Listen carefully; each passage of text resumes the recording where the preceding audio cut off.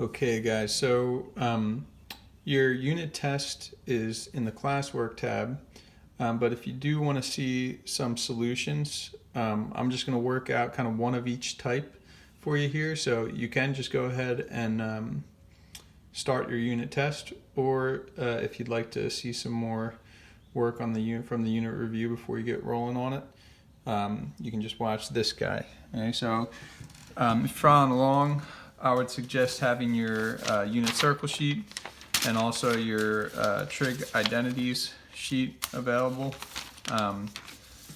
And now let's just get rolling. So we'll start off with number 1, and we're using the reciprocal or quotient identity to find the exact value of each of these guys.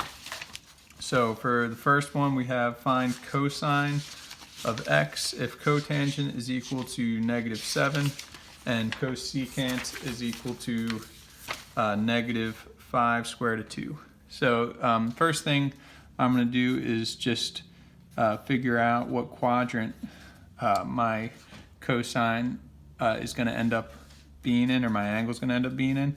Remember, we have 2 pieces of information. This tells us that tangent is negative, right? Which cotangent and tangent are always together there. Right? And if tangent's negative, we can't be here or here. And then cosecant is also negative, which means sine is negative, right? They're paired up. So it can't be there. It looks like we're going to be in quadrant 4. Right?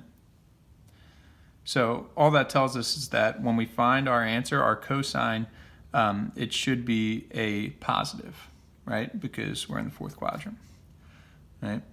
So now let's decide whether we're going to use either our reciprocal or our quotient identity. In this case, it looks like our quotient identity might work a little bit better here, I think. Let's see what we got. So we know that the tangent of x is going to equal -1/7.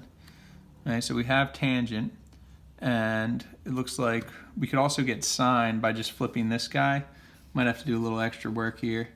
We get -1/5 root 2, and we have to rationalize it. So sine is actually going to be, I'm going to multiply the square root of 2 to the top and bottom here. It's going to be -√2/10, right? So I have tangent and sine, and remember, our quotient identity looks like this. Tangent is equal to sine over cosine. And I can plug in those guys, and the only missing part will be cosine there. So let's go ahead and do that. So I'm going to do -1/7 is equal to sine is -√2/10, and cosine, we don't know what it is yet.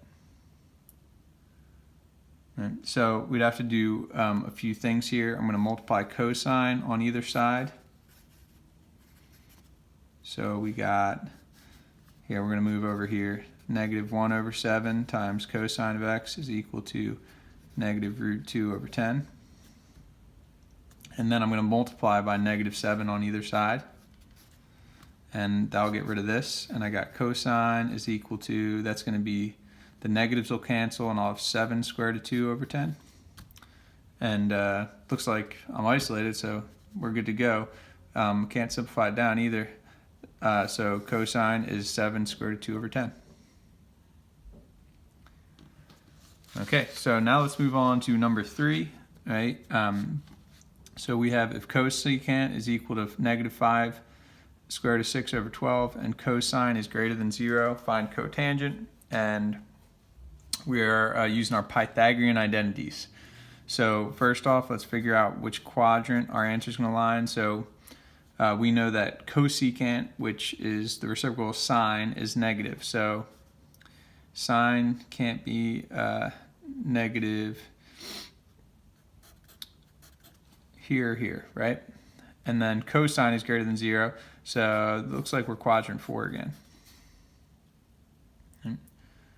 And now we're going to decide which Pythagorean identity to go ahead and use. So remember, that is these guys right here, Pythagorean identities. And the one that we can use, we got cosecant involved, and we got cotangent we're trying to find. So I'm going to use this guy right here. Cotangent squared plus 1 is equal to cosecant squared. So we got cotangent squared plus 1 is equal to cosecant squared. Right. So what we're going to do here is we're going to plug in the things we know, which we know cosecant, right? So that's going to be negative 5 root 6 over 12, and we're going to square it. So be careful here. You got to square the 5 and the square root of 6. So that's going to be 25 times 6, which will be 150, right? And then 12 squared is 144. We get something like that. Okay. And then, so the negative went away because remember, something negative squared is positive. And then to finish off, we're going to subtract 1 on either side. But remember, we can't just subtract 1 from this fraction. We've got to rethink of this guy as 144 over 144. I just got a common denominator by rewriting 1 in that way. Okay? And then that gives me 6 over 144. And it looks like these guys will actually reduce a little bit. 6 over 144 is the same thing as 1 over 24. Okay. And then I just take the square root of both sides. Right? This is where my quadrant comes into play, because when I take the square root, I usually get 2 answers, but we know because we are finding the cotangent, right, we are going to go with the negative answer because we're in quadrant 4 and cosine's the only positive there. So we're going to say we got negative 1 over the square root of 24. Right? The square root of 24 can actually be broken down a little bit into 4 and 6, right? So it's going to be negative 1 over 2 root 6. And then to finish off, you just got to rationalize by multiplying the square root of 6 on top and bottom. So you should end up being cotangent of x is equal to, when I multiply root 6 on top and bottom, I get negative square root of 6 over 12.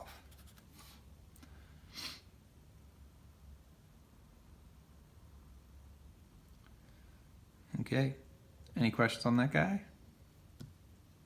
Can't give me questions, so you're all good. All right.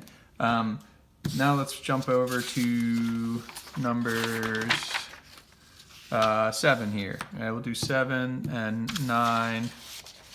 And then I think we'll call it, and you guys can just go ahead and email me if you want to see anything else. So for number 7 and 9, these are sum and difference guys. So if you're looking at the front page of your worksheet with all of your identities there, you're going to be checking out, sorry, 1 second, you got to find this guy. You're going to be checking out these guys right here, sum and difference. So basically, essentially what we're trying to do is we're trying to break up whatever angle we're given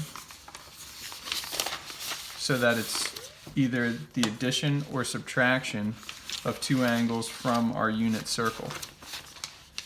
Right? So for example, cosine of 15, I can break that guy up into 45 minus 30, right? So I'm just going to rewrite this as the cosine of 45 minus 30.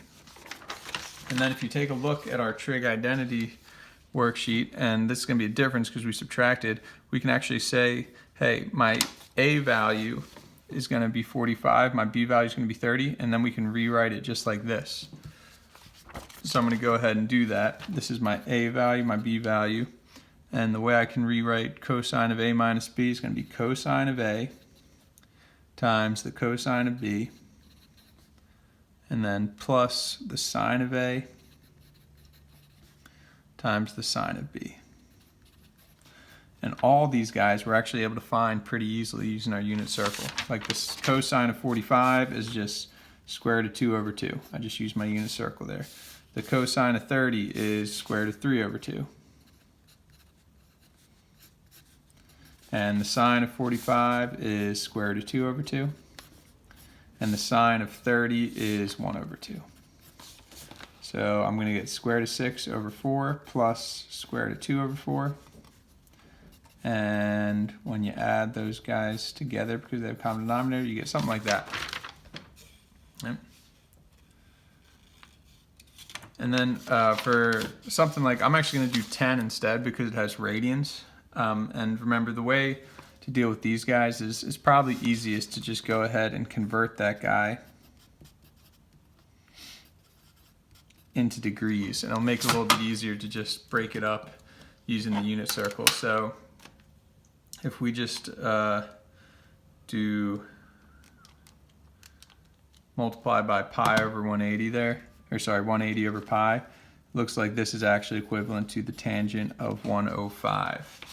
Right. And then we're going to do pretty much the same thing we did before here.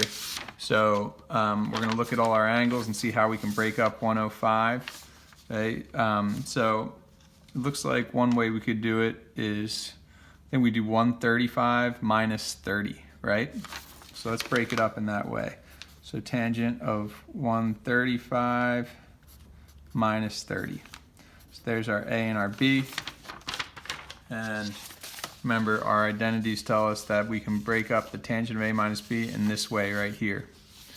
So I'm going to do the tangent of 135 minus the tangent of 30 all over 1 plus the tangent of 135 times the tangent of 30.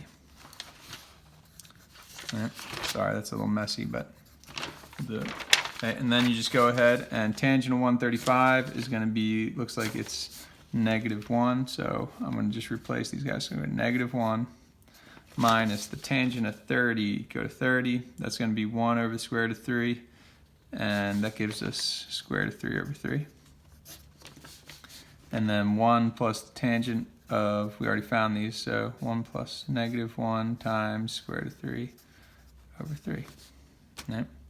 So our situation looks like this right here. If we clean it up, we got -1 minus the square root of 3 over 3 over 1 minus the square root of 3 over 3. It's tempting to think these guys are just going to simplify down, but because of that negative out in front of that 1, that's not something we can do. Okay, so what we have to do instead is first, we have to go ahead and get these guys to have common denominators for both this expression in our numerator and in our denominator. So I'm going to rethink of that -1 as -3 over 3 and see how we can then combine here. So we're going to have -3 minus the square root of 3 over 3. Down here I'm going to think of this one as 3 over 3, and we're going to have 3 minus the square root of 3 over 3. Right. Then I'm going to go ahead and do a little keep change flip because I have a fraction divided by another fraction. So I'm going to change this guy to multiplication, and I'm going to flip this guy, and it will actually make it a little bit prettier here. The 3's are going to cancel, and we're just going to have -3 minus the square root of 3 over 3 minus the square root of 3. Something like that. And then to finish off, we got to go ahead and use the conjugate because we have this radical in our denominator. And remember, the conjugate is just the same exact binomial, but we switch the sign. So instead of 3 minus square root of 3, I do 3 plus square root of 3. And the nice thing about what happens when I multiply these guys is down bottom, the middle term is going to cancel, and we're going to get something like 9. 3 times 3 is 9, and then we're going to have +3 square root of 3, and then -3 square root of 3. Those are the two guys that cancel. And then we're going to have minus the square root of 9. And see how that's just going to end up being 6, I believe. And we'll get rid of that radical in our denominator. Up top, you got a FOIL as well.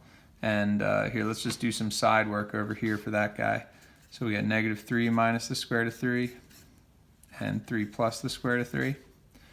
I FOIL, I get -9, -3 root 3. Then we got -3 root 3 and -root 9. So that's -9 minus 6 root 3 minus 3. So I got -12 minus 6 root 3.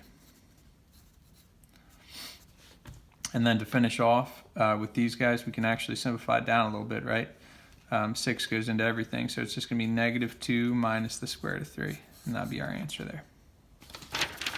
Okay, so we got a few more that are more from these recent weeks, so I'm going to skip them for now, but if you'd like to see anything or you have any questions, you can feel free to contact me. And remember, though, also all the answers are available on Google Classroom. Have a good day, guys.